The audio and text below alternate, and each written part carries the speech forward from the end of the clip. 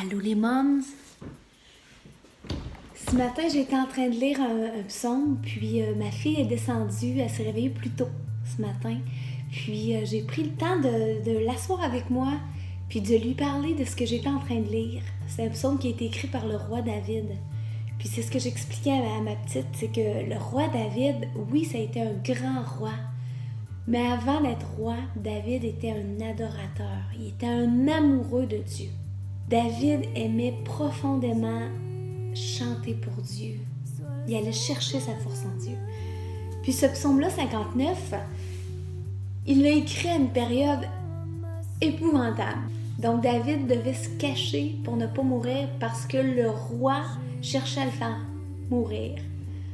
Alors, on parle d'un niveau de stress assez dans le fond. Et là, quand on lit le psaume au complet, on voit un peu le cri de détresse de David, de chercher la justice de Dieu, que Dieu lui fasse justice. Puis moi, ce que j'ai partagé avec ma fille, ce que j'ai envie de partager avec vous, c'est la finale. Versets 17 et 18 du psaume 59. « Et moi, je chanterai ta force. J'acclamerai ton amour au matin.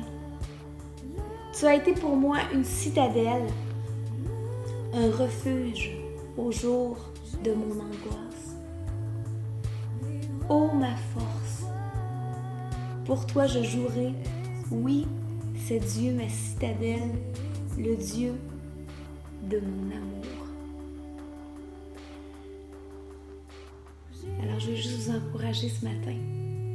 Si vous vivez quelque chose de difficile, si vous êtes pris dans l'angoisse, d'aller puiser votre force en Dieu. David chantait, louait Dieu au moment de la détresse. Et combien de fois dans ma vie je l'ai expérimenté dans des moments que j'avais plus de force, d'angoisse, de désespoir, que j'avais même plus la force de lire ma Bible ou de prier. Je mettais un CD de louange. Je me laissais bercer. Puis les larmes coulaient. Dieu venait faire une œuvre dans mon cœur, venait guérir, venait restaurer. Je sentais que Dieu était là. Je sentais que le fait de m'abandonner, puis même si de mes yeux, je voyais pas le bout, je voyais pas la sortie, de proclamer de ma bouche, puis de le chanter à partir d'ici, là, que Dieu est ma force, que Dieu est grand, que Dieu est bon, que son amour est grand, que ses bontés se renouvellent chaque matin. Tout ce qu'on peut dire dans nos chants de louange, que Dieu est glorieux, qu'il est au-dessus de toute chose. Le fait de le proclamer et de le chanter,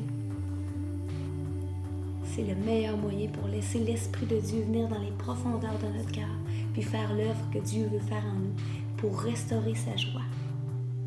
Parce que c'est ça à quoi Dieu nous appelle. Une vie remplie de joie, de paix et de bonheur, au-delà des circonstances. Alors, je vous invite à prendre le temps de partager avec vos enfants. Laissez ces paroles de vie-là avoir un impact dans vos vies, puis ensuite le transmettre à vos enfants pour leur donner des outils de guerre pour leur vie.